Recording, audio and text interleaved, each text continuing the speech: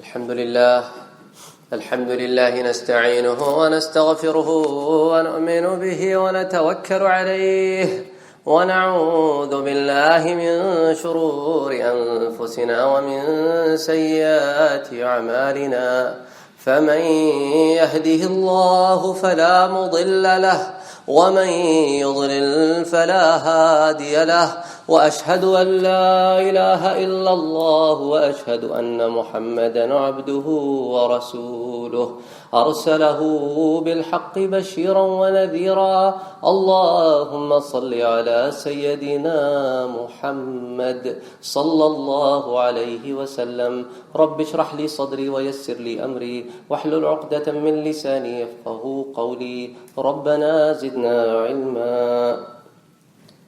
Inshallah, as the Ramadan is coming so close, that today I would like to talk about three things. Why prepare for Ramadan, how to prepare for Ramadan, and a little bit of a motivation. So those are the three things. So first of all, let's look at why should one prepare for Ramadan.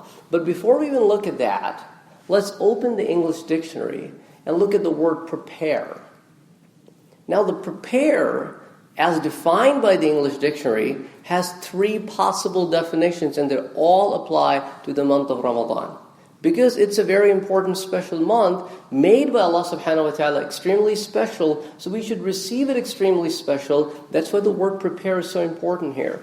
The first definition of the word prepare is to make yourself ready for something that you will be doing.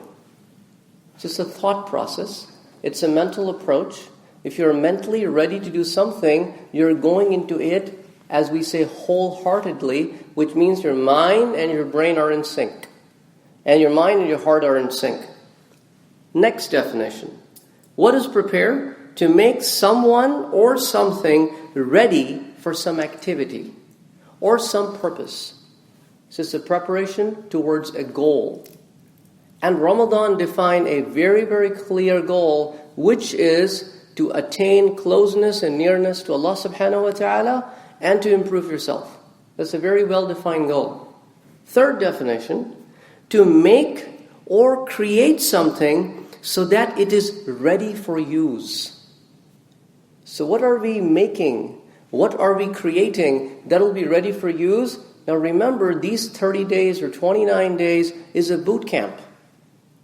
You are in this boot camp for 24 hours, times 29 or 30 days. The idea is to live a life that Allah subhanahu wa ta'ala wants us to live all year round. So when we come out of it, it is something that is ready for us to use the rest of the year. And as we enter, inshallah, into next year's Ramadan, we enter as a better individual. So we are moving towards an improvement. So it should never be a bell curve or a curve that goes up and down like a heartbeat. It should be an ever-increasing process. So this is where Allah subhanahu wa ta'ala kind of cuts down a lot of the activities that a person may do and say, okay, cut these out and try to live your life like this. Why? Because Allah subhanahu wa ta'ala in one of the ayahs in the Quran says, Man kafara, whoever denies me, whoever does not accepts me, فَعَلَيْهِ كُفْرُهُ. So his denial is upon him. He bears the burden. وَمَنْ عَمِلَ صَالِحًا. Whoever does the good deed, فَلِأَنفُسِهِمْ يَمْهَدُونَ. So they prepare, notice the word, they prepare their souls for their own goodness. So the preparation is extremely important. Right from the core of the Quran, Allah subhanahu wa ta'ala wants to tell us that preparation is very important. If you have to do some shopping, you prepare for it. Something as simple as shopping. Maybe it's grocery shopping. You start telling people around Friday evening, tomorrow morning we got to go grocery shopping. You get up in the morning and say, you know what, we got to go grocery shopping. You know what, we'll be back this afternoon, and then we got to go and catch up your soccer. Or we got to go this afternoon to so-and-so person's house. So you're preparing. What is the idea of exchanging all these things? You're preparing for it. And you want others around you who will be part of it to be mentally prepared for that whole process. So there are some reasons that Allah subhanahu wa ta'ala wants to make this such a special month. So Allah subhanahu wa ta'ala repeatedly in the Quran does not mention any month in a year as much as this particular month. So Allah subhanahu wa ta'ala in Surah Al-Baqarah in ayah number 185 says, Shahru Ramadan. The beauty of this month is الَّذِي أُنزِلَ فِيهِ الْقُرْآنِ. That this is the month that I decided to give you my book, my word. That's one importance. هُدًى لِلنَّاسِ, so that you people be guided. You people be guided. So I chose this month out of all the months, and I send down the Quran. So there are two benefits already. I chose it and I send it down. Third, and I decided to guide you. So guidance is also a mercy. وَبَيِّنَاتٍ مِّنَ الْهُدَى وَالْفُرْقَانِ, and the clear proofs of guidance. And standards. Why? If you go out in the industry, you start working for a corporation, they have standards. They want you to meet those standards. If you fail to meet those standards, they probably may retrain you or whatever, but eventually they want you to give that 100% that they are looking for as a standard. Some of the companies have enough money to spend in TQM, total quality management. They will hire people in PhDs and doctorates and other areas and say, okay, we want you to maintain the quality of this product. When it goes out in the market, each and every product should have this tolerance. And they buy machines. If you go out in the service industry, same deal. Some benefits are quantifiable, some are not quantifiable. But the idea is the standard has to be set. So Allah subhanahu wa ta'ala is saying, this is my standard. Yes, 100% nobody can achieve, but please try to do. I'll accept the tolerance. My tolerance is much bigger than your tolerance that you accept. So Allah subhanahu wa ta'ala says, وَالْفُرْقَانِ, this sets of standards. And you know what? فَمَنْ شَهِدَ مِنْكُمُ الشَّهْرَ فَلْيَصُمْ. Whoever witnesses this month, it is mandatory upon the soul to fast. However, since I'm so merciful, I am Ar-Rahman, I am Ar-Rahim, I am Al-Kareem, I am Al-Wadud, and I am your creator. وَمَنْ كَانَ مَرِيضًا, if any one of you is sick, أَوْ عَلَى سَفَرٍ, or if you're traveling, فَعِدَّةٌ مِّنْ أَيَّامٍ أُخَرٍ, make up those missed days in the rest of the year and other days. It's not like if you miss one day, I ask you to do 30 as a makeup. No, one for one. Because whatever happened, you had no control over it. You fell sick. You did not plan to fall sick in the Ramadan. So it was not your mistake. So why should you be charged for something that was not your mistake? So one for one. فَعِدَّةٌ مِّنْ أَيَّامٍ أُخَرٍ. Why? Because Allah subhanahu wa ta'ala is again merciful, saying, يُرِيدُ اللَّهُ بِكُمُ الْيُسْرِ. Because Allah subhanahu wa ta'ala wants to make it easy for you. وَلَا يُرِيدُ بِكُمُ الْعُسْرِ. Doesn't want to make it difficult for you. وَلِتُكْمِلُ الْعِدَّةِ. So complete the days. However, in the month, or if you miss some outside, وَلِتُكَبِّرُ اللَّهَ عَلَى مَا هَدَاكُمْ. And glorify Allah subhanahu wa ta'ala that He guided you. And then, وَلَعَلَّكُمْ تَشْكُرُونَ, and always be thankful to Him. So Allah subhanahu wa ta'ala is laying the foundation of this month to come back to me, come in repentance, come in humbleness, come in thankfulness, and become my servant again the way I want you to be. So Allah subhanahu wa ta'ala says in Surah Al-Baqarah in another place, يَا أَيُّهَا الَّذِينَ آمَنُوا, those people who have believed, كُتِبَ عَلَيْكُمُ الصِّيَامِ, I have made it mandatory for you to fast. You are not the first time. It's not the first time. You're not the first nation who is receiving that. كَمَا كُتِبَ عَلَى الَّذِينَ مِنْ قَبْلِكُمْ. Just like exactly the same way, I prescribed it for the people before you. There are two people of the book that you are familiar with, the Jewish people and the Christians. They both have some form of fasting. I ordained that. And why did I do that? لَعَلَّكُمْ تَتَّقُونَ, so that you may become righteous. I'm giving you a way to become righteous. I'm carving a way for you to become righteous. That's why I'm making it mandatory for all of you. Now notice a lot of the things that you practice in Ramadan are the things that you will practice in Jannah. You cannot use foul language. You cannot hurt anybody. You got to live in peace. You got to live in harmony. You got to be the best person you can be. Those are the characteristics that Allah subhanahu wa ta'ala has talked about. This is how you will be in Jannah. So this is how I want you to be here, so that you know how it is to live in Jannah. It is your exercise, a way for you to feel the life over there. So this is one way that's one of the reasons that Allah subhanahu wa ta'ala wants us to accept this month in a greater importance, because it is a blessing from Allah subhanahu wa ta'ala. And then this month is an opportunity. Why is it an opportunity? It's an opportunity because we are all so busy in our lives. It's a way for us to fix ourselves. Now notice, our schedule rotates around the prayers in Ramadan. I need to catch up the Fajr, the Zuhr, the Asr, the Maghrib, the Isha, and in its time frame. Why? Because my taqwa is dependent on it. My acceptance in front of my Lord is dependent on it. Now, somewhere in you, that seed is instilled. The problem comes in that as soon as the Eid day comes in, we take the seed out of the ground and throw it away.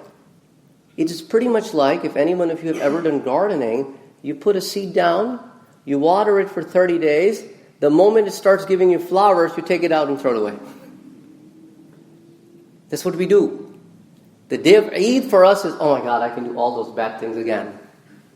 No. The idea is to carry that goodness over. So Allah subhanahu wa ta'ala says, take this opportunity and prepare yourself. And then, if you notice, Ramadan is the time when you get the most of your family time. Having breakfast together early in the morning, no rush unless you wake up late. There is no rush. Everybody sits together, have a family time. And then towards the end of the day, even doesn't matter how busy you are, a lot of us try to make it home for the iftar time, another opportunity for family to sit together and have a meal, conversation. It improves your quality. Your home life quality tremendously improves. All of a sudden, just by fixing your schedule around the way Allah subhanahu wa ta'ala wants it to be done. So it promotes your family time. Second of all, in Ramadan, a lot of the people call others to come to their house. They go and meet other people at their houses. They meet people in the masjid. There are iftars and there are dinners. It just promotes a big society. It promotes this healthy relationship in the ummah, where people are once again exchanging food, gifts, ideas, spirituality, goodness. You go out and give in charity. You look at people and say, oh my God, I should help. I should help. So that is basically one of the other things that Ramadan injects in us, and we should take it over. And then Ramadan also promotes the idea of praying as a jama'ah.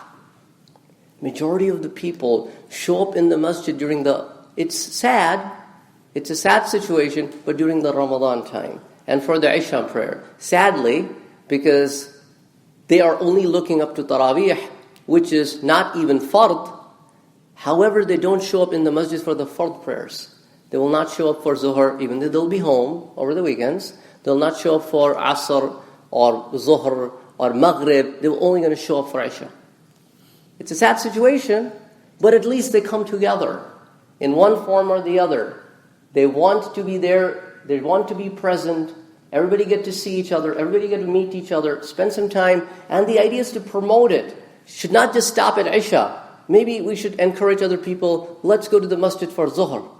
Let's go to the masjid for Asr. Nobody is there. That's okay. We're like 5 of us. We'll pray. A lot of time when you show up, you see, oh, if everybody do this, there'll be a lot of people here. So those are the things that we can encourage and make it a habit afterwards.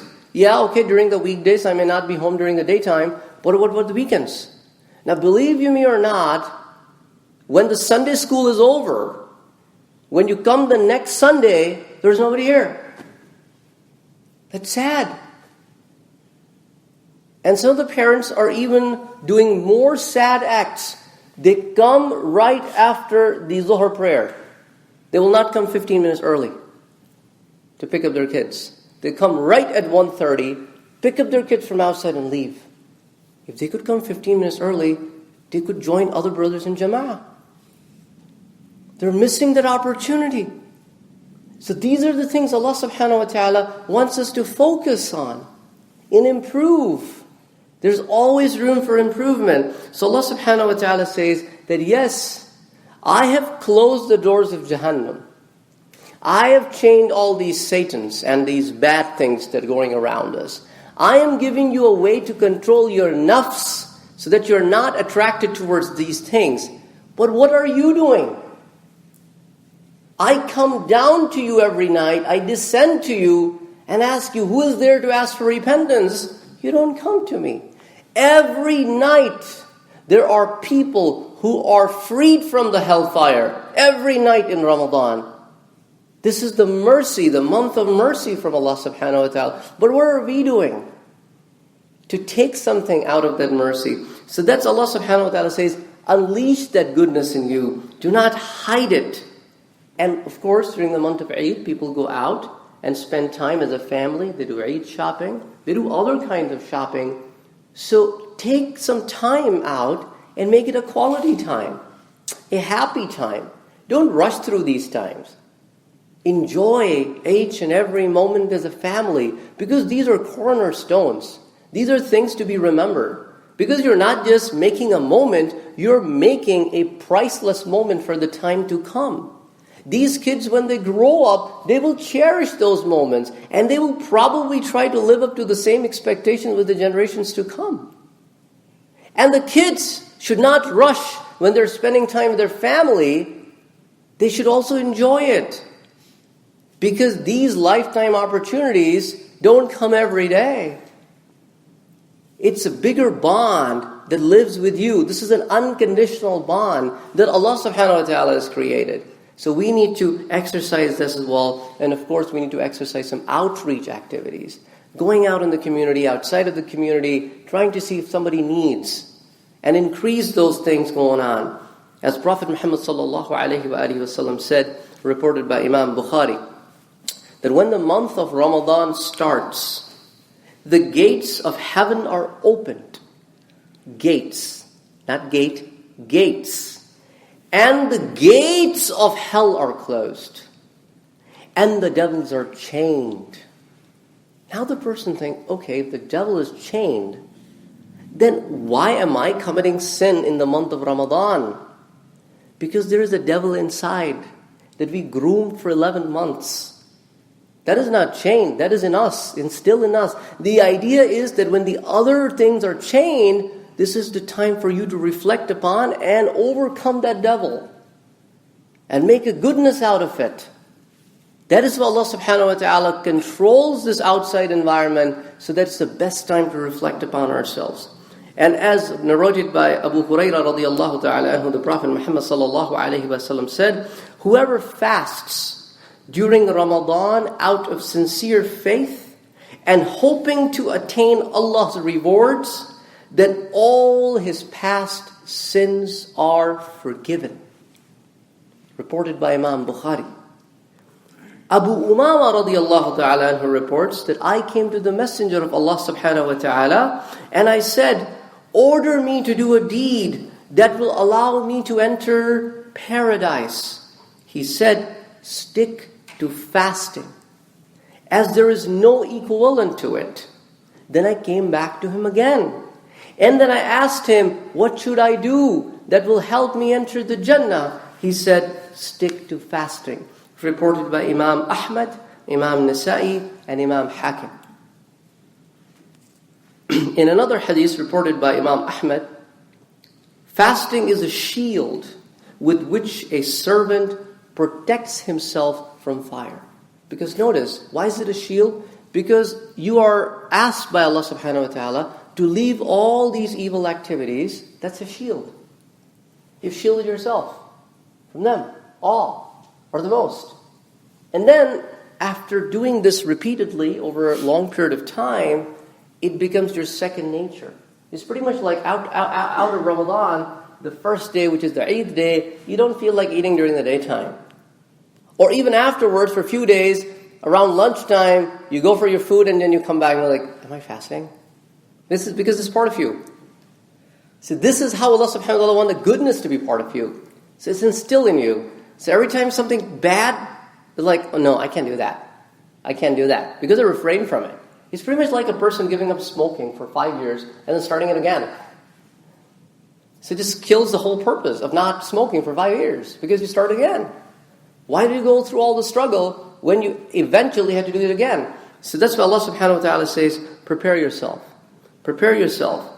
And then in the month of Sha'ban, Prophet Muhammad sallallahu alayhi wa sallam used to prepare himself as an observation for others, and also so that people get this message that I got to mentally prepare myself, Ramadan is coming.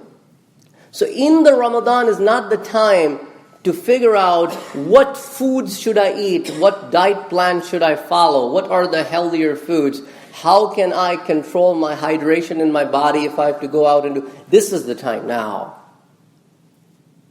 So that you're prepared. When the time comes, you have everything ready to go. I got to take this, and this helps through the day. So that's what Allah subhanahu wa ta'ala wants us to do. Prepare. Now make a schedule for yourself that, okay, I will going to recite the Quran half an hour at this time, 5 minutes, 2 minutes. Just spend some time more than what you are doing anyway. Maybe I would like to read Quran for 20 minutes and look at the translation of one of the ayah that I've recited. Or how about, after I read the translation of that particular ayah, I will try to memorize a word from the Quran with its meaning, just one word.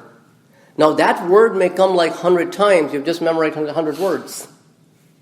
If you get a keyword, now that keyword will open so many ayahs for you. So next time an imam is reciting that ayah in the Taraweeh, you're like, oh, I know this ayah. Now you start enjoying the prayers, because you know what he's talking about. So those are the kind of things, now you can do that. Make extra efforts. Make dua. Try to do something that will loosen the hardness of the heart by doing the dhikr of Allah subhanahu wa ta'ala. And keep one thing in mind, that Prophet Muhammad sallallahu alayhi wa sallam has been said by the Quran as to be the person of the best character. Noon wal qalami wa ma yasturun. ما أنت بنعمة ربك بمجنون وإن لك لأجرا غير ممنون وإنك لعلى خلق عظيم. You are on the best character values. But the problem is we haven't read those character values to at least live that life. There is more than stereotyping. A person may look extremely spiritual from outside, but may not be as spiritual from inside. So don't go for stereotype, rather go for the soul of the faith. And don't judge anybody. Put those two eyes on you. And that's the best way to improve. Because everybody in their own capacity is doing some goodness. Nobody's all good, nobody's all bad. However, it is a good idea to take from the goodness of others and try to improve yourself, but not start pinpointing at little things the other people may be missing. So that's one of the things that Quran says, and Allah says, and the Ramadan is the best month to try. And once again, to wrap up, the same ayah I would like to recite again. يَا أَيُّهَا الَّذِينَ آمَنُوا كُتِبَ عَلَيْكُمُ الصِّيَامُ كَمَا كُتِبَ عَلَى الَّذِينَ مِنْ قَبْلِكُمْ. O those who have believed, we have made this month for you to fast as the people before you. Why? لَعَلَّكُمْ تَتَّقُونَ. So that you may attain this piety, this righteousness that we want you to attain. Then another hadith reported by Imam Tirmizi and Ibn Majah, reported by Abu Huraira, very similar to the hadith I've already told you, but with few other words. Abu Huraira said, the Prophet Muhammad sallallahu alaihi wasallam said, إِذَا كَانَ أَوَّلُ لَيْلَةٍ مِّن شَهْرِ رَمَضَانَ. When the first night of the Ramadan comes, the night that you start prayers of the Taraweeh, that's the first night. Not the night of the first fast, the night before. صُفِّدَتِ الشَّيَاطِينَ وَمَرَدَةُ الْجِنِّ. So all these jinn and all these shayateen and all these evil things are chained. وَغُلِّقَتْ أَبْوَابُ النَّارِ. And the gates of the hell are closed. فَلَمْ يُفْتَحْ مِنْهَا بَابٌ. And no door of the hell is opened ever again in this month. Closed. وَفُتِحَتْ أَبْوَابُ الْجَنَّةِ. And the doors of the Jannah are open. فَلَمْ يُغْلَقُ مِنْهَا بَابٌ. And none of those gates are ever closed in the month of the Ramadan. وَيُنَادِي مُنَادٍ. And stands up the guy who calls. He calls, Ya baghi al-khayr, Ya baghi al-khayr, aqbil. Those who have come to attain goodness, come forward. Wa ya baghi al-shar, aqsir. And the one who has come with evil, go away. وَلِلَّهِ عُتَقَاءُ مِنَ النَّارِ. This is the month when Allah subhanahu wa ta'ala is freeing up people from the hellfire. وَذَلِكَ كُلَّ لَيْلَةٍ. And each and every night He does that. It's not like a one-time deal, He does it. Subhanallah. And then Abi Umama radiallahu ta'ala reports, and Rasulullah sallallahu alayhi wa sallam annahu qal, عَلَيْكُمْ بِقِيَامِ اللَّيْلِ. When you stand up at night time to pray, فَإِنَّهُ دَأْبُ الصَّالِحِينَ قَبْلَكُمْ. This is the way of the righteous people before you. وَهُوَ قُرْبَةٌ إِلَىٰ رَبِّكُمْ. And this will going to bring you closer to your Lord. وَمَكْفَرَةٌ لِلسَّيِّئَاتِ. And this will wipe off your evil deeds, your bad deeds. وَمَنْهَاتٌ لِلْإِثْمِ. So this will basically help you become a better person as it wipes out your bad deeds and it holds you from doing bad deeds. And this is reported by Imam Tirmizi, Imam Hakim. So these are the kind of things I want to discuss with you. As I said earlier, that it's extremely important to understand why should I prepare for the month of Ramadan? How should I prepare for the Ramadan? And what Allah subhanahu wa ta'ala has for me during the month of Ramadan. أقول قولي هذا وأستغفر الله لي ولكم ولسائر المسلمين فاستغفروه إنه هو الغفور الرحيم.